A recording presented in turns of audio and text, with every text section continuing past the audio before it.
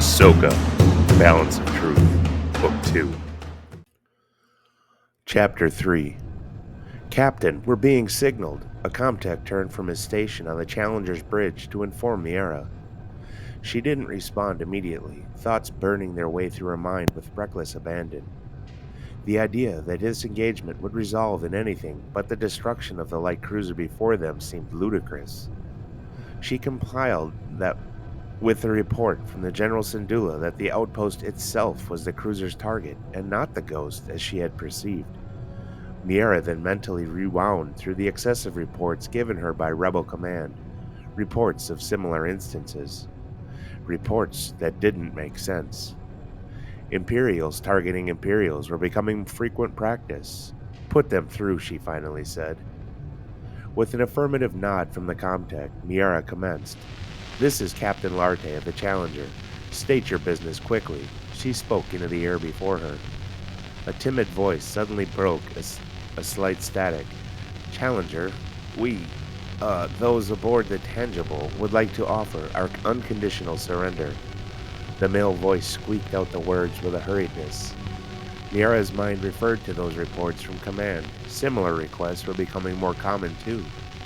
A flood of emotion took root within her as she stood before the viewport, staring at the smoke trails and small plasma fires emanating from the cruiser. Emotions tightly wound to the fate of her homeworld. Although not her birthplace, Alderaan had become her home, the destiny of billions from one end of the galaxy to the other. She fought the urge to unleash every weapon her frigate had toward the dying cruiser, and she knew she wasn't alone in that endeavor across her own bridge. She motioned for the comtech to terminate the audio and spoke toward her ship's link to the TACnet enabled between herself, the Ghost, and Nadali. Nadali, is that vessel worth the effort? She asked. Nadali didn't waste a second. Yes, definitely. The sub-processing power alone is worth it. However, we will have to enact our response and subsequent action quickly to prevent any tampering with any link they may have to the Imperial database. According to my calculations, we have less than 7 minutes. I can, however, extend that window to an additional 5 minutes with a few simple intrusions. Yes, would have been enough, Miera returned with an eye roll. Extend that window at your leisure, Nadali. She finished closing her connection to the TACnet and immediately spoke to the ship's comm while motioning toward the tactical tech beside her, creating a square shape with both hands. Lieutenant Naki, assemble your squad and prepare for boarding, she spoke with haste and conviction. The tech beside her giving her a thumbs up, which she acknowledged with a simple nod. Everyone, we have tractor lock and are now on the clock. Do you want us to intervene at all, Miera? Tara's voice asked over her comm. Negative, General. Hold position. Nadali? Miera asked. Already in, Captain. No intrusion thus far. You have your window. I will advise. Nadali returned with similar haste through her comlink. Miera turned toward the comtech, nodding once, and spoke immediately into the air before her, resuming the audio to the open hail. Tangible, we have incoming. Your surrender is accepted. Relinquish arms and prepare your survivors for immediate evac. Medical personnel are on standby for those requiring it. Any action considered hostile will be met with swift termination. Do you understand? It was not a question. Boarding squad away, ETA 1 minute, the comtech spoke from his position. The response from the Tangible came timidly through. Understood, Captain. Thank you. He ended with a verbal sigh, elation coming through in obvious tones. Captain, Naki. The boarding squad leader chimed over the ship's internal comlink to its armed shuttle. On approach, the squad is locked and loaded. Prisoners? Miera rolled the term through her mind repeatedly. They certainly had the ability, but should they? She knew a majority of her crew wouldn't have any issues ejecting any of those survivors out of the nearest airlock, her mind swimming with alternatives less humane. She scanned the bridge around her, all eyes returning her gaze, everyone fixated on her response. She closed her eyes tightly and blew out her breath. Yes, Lieutenant. Miera had expected sighs of dejection to fill the space around her. She was slightly surprised and proud to see those faces returning to their respective duties, most nodding in the affirmative. She knew they entertained similar thoughts and emotions, but also knew they would all do the right thing. She just wasn't sure if this was the right thing. Docking locked. Opening hatchway now. Spades, get your platoon ready, Lieutenant Nakey spoke, updating everyone. Move now, Nadali screamed into the open TACnet. Rogue entity. Miara didn't waste a second. Nakey, advise. There was only intermittent static in return, with blaster fire consuming much of the return feed. 3 rogue entities, no survivors, Nakey spoke after a few tension-filled seconds. All friendly fire. He finished with little to no conviction. Miara wondering if it was a statement or a question. I am in. No contaminants. Scans are returning only your boarding team, Miara. Nadali filled in the void of sound. Lieutenant, please apprise, Miara stated. Captain, 3 rogues had executed 9 others that we can identify, and then they turned their blasters on themselves. No one on this team fired a shot. We are performing a detailed sweep, but this is a cruiser and will take some time to complete. Any superseding orders? Nakey asked. Miara, baffled by the direction of this action, couldn't think of any alternatives. Negative, Lieutenant. Proceed. She directed her gaze entirely to the forward viewport, catching her chin between thumb and forefinger in thought. Miara, Captain, apologies for my lack of formalities. I have identified 3 distinct subroutines operating independently of the cruiser systems, and have reason to believe they are, in fact, explosive devices, given their strategic proximity to vital systems. I have accessed the ship's internal databanks and isolated the devices enough to render them harmless. Still, they must be removed or disarmed completely before I relinquish their control, as I have no idea what triggering mechanism is employed. Nadali added to the already tense situation, the voice modulation through the TACnet enhancing her speculation and assuredness. An odd mix, thought Miara. She clamped down on her chin with more authority than intended, pinching herself. Nakey, did you catch that? She asked. Affirmative, Captain. We'll need locations, the lieutenant replied immediately. Check your holofeed, Lieutenant, Nadali returned just as quickly. Miara let her hand drop. How did you get access?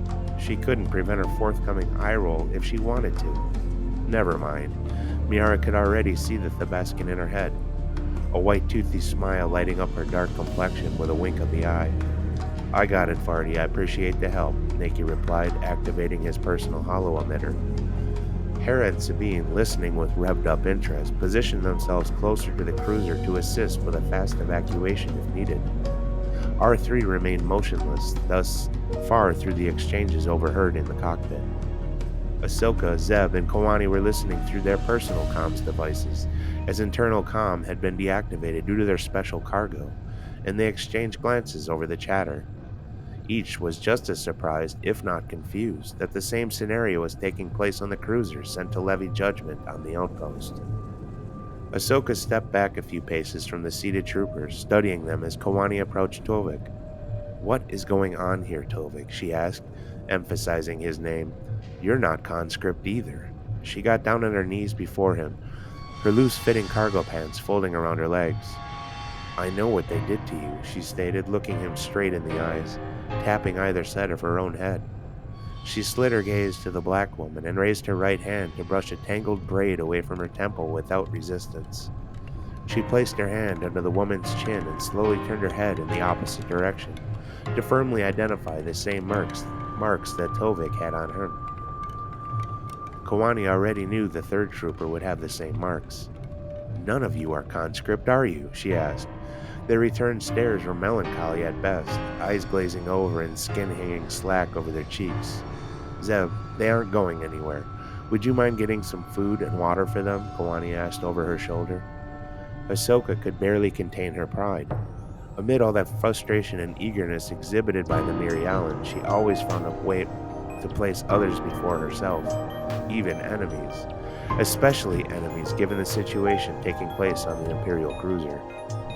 They looked like they could use a week of sleep, and a bath, Zeb said slowly, wrinkling his nose. I never thought those words would have come from my mouth, he finished in his deep, gravelly voice. Walking past Ahsoka, slinging his bow rifle over his shoulder, he climbed up the ladder and out of sight. Without turning, Kawani addressed Ahsoka. He's right. They need rest more than anything else. We can't leave them here. Protocol. Tobik mumbled, his lips barely moving, eyes unblinking as he stared at Kawani. Come again? Kawani asked delicately. What protocol?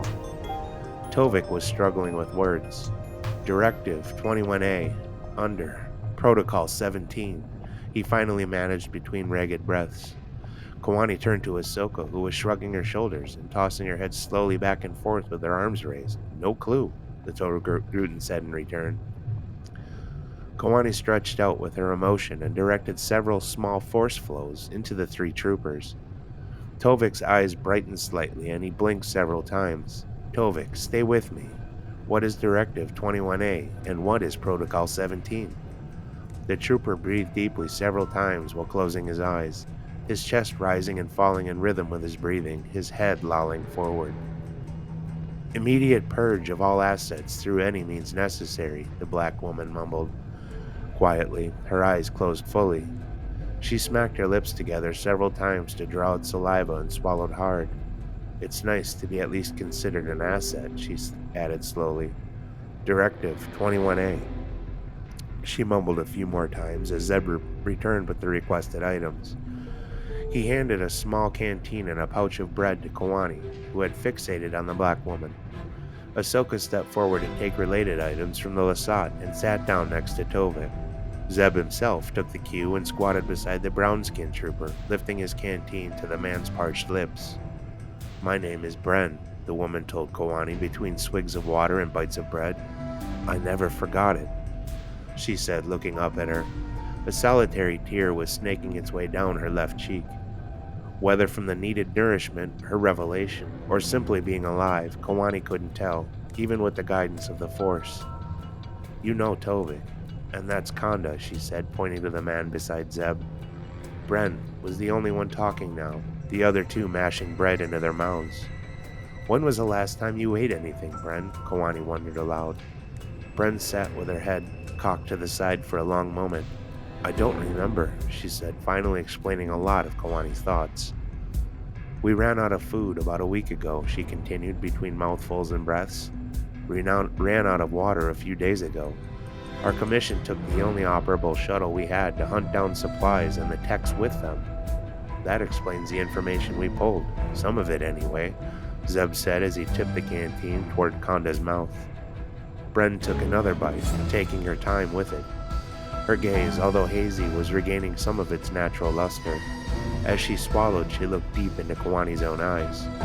When you touched down on Trunnion, the others saw an opportunity to take your vessel, Bren continued. She took a few deep breaths. Why did you come to Trunnion anyway? Kawani wanted to answer the question in full disclosure and looked toward Ahsoka for guidance.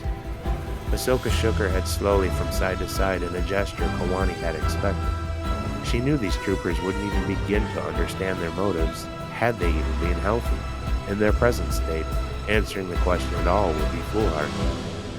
Kawani looked deep into the woman's eyes. Looking for refugees, she decided.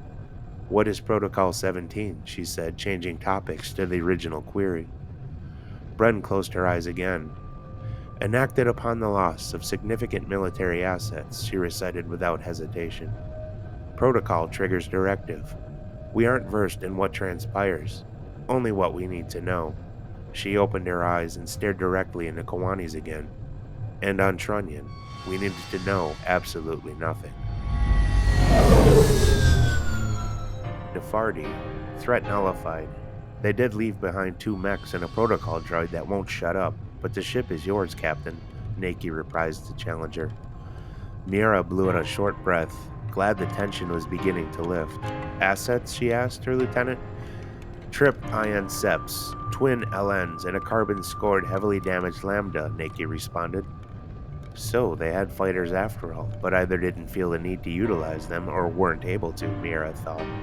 It was an odd turn of events, to be specific, but aligned with the unusual reports intelligence that had been gathering since the Death Star's destruction.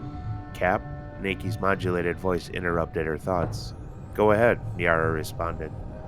Lieutenant Naki didn't answer immediately, causing Miara to wonder what she had missed in her inner dialogue. We'll need additional containment ability to, clean up over here, he said slowly with unintentional hesitation. Miara thought it through momentarily and shocked everyone involved with her response. I am on my way over, Lieutenant. We're going to give the dead a proper deep six.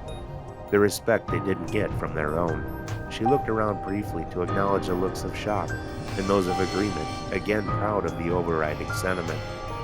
Commander, she said suddenly, shifting her gaze to a squat Mon Cal standing erect and at full attention. Turk, the ship is yours until my return, and stop staring at me like that. Challenger's commander rolled his left eye and drew air in sharply. Allowing for 360 degrees of vision is worth the sharp comments, Captain, he said with a barking and at the same time gurgling voice. Joking aside, stay safe over there, Captain. Challenger will wait patiently for your return, he croaked, assuring Miara that her ship was well cared for. She turned on her heels and headed for the hangars. Annie, I understand you're otherwise involved now, but I will need your help sinking our masking between these two crates. You have your uplink, yes? Nadali's voice broke into Kawani's ear, cutting off her conversation with the female trooper. Kawani turned her head from Bren's gaze and sputtered into the comm at her wrist. Copy that, 3-7. Affirmative on the gear. On the LC? She waited patiently after posing the question, wondering who would pilot the newly acquired vessel. On the LC, Hera, you in position to deliver? Nadali's voice rang in Kawani's ear again. Affirmative, Hera answered quickly. Kawani turned to Ahsoka, who was already nodding. She turned back to Bren, who had closed her eyes again and rested her head against the ship's hull. Kawani reached a hand down to pat her lightly on her head and set the unfinished bread beside her before heading toward the ladder. She could feel the ship maneuvering as she reached the upper deck and turned left toward the port airlock. Give me a few seconds, Annie, and you'll have the lock, Hera updated. Kawani took a moment to trace the conversations in her earbeads, which she was only half listening to while talking to Bren, remembering the lieutenant mentioned droids. Naki, Lieutenant Naki. Go ahead for Naki, he responded almost immediately. You mentioned droids. Are they restrained? Kawani asked. Bolts, yes, came the reply. Copy, Kawani said in return, thinking quickly. She left the port airlock and headed for the cockpit. Naki, keep those droids together and don't allow that protocol droid out of your sight. In fact, don't let any of them out of your sight. Copy, we've had eyes on them since arrival. Reaching the cockpit hatchway, Kawani braced her momentum with both arms straddling the doorway. Sabine, mind tagging along on this one? And Hera, I'm going to need R3. Hera glanced over her shoulder with an eyebrow raised. Leaving things a little thin considering the company we're keeping, don't you think? She half scolded. Kawani cocked her right thumb behind her. Those three can barely stand. Besides, Ahsoka and Zeb are with them, she said matter of fact. And if this is a trap, Hera returned. We need to be mindful of the situation, Annie. Your questions to those troopers, as well as their answers, were heard by all. She finished, waiting for realization to take hold. Kawani's obtuse stare in return did little to help matters. Annie, Hera began anew. If protocols are being triggered, directives, then we must assume there are more layers to them. Hera turned toward the canopy and pointed toward the nascent light cruiser. We must assume there is a contingency plan if this ship fails to report, or, worse, is being monitored. Her voice trailed off with a sudden thought. Hera stared at the tangible before her thoughts coalescing into a frightening scenario. It makes sense, she said to herself, deep in thought.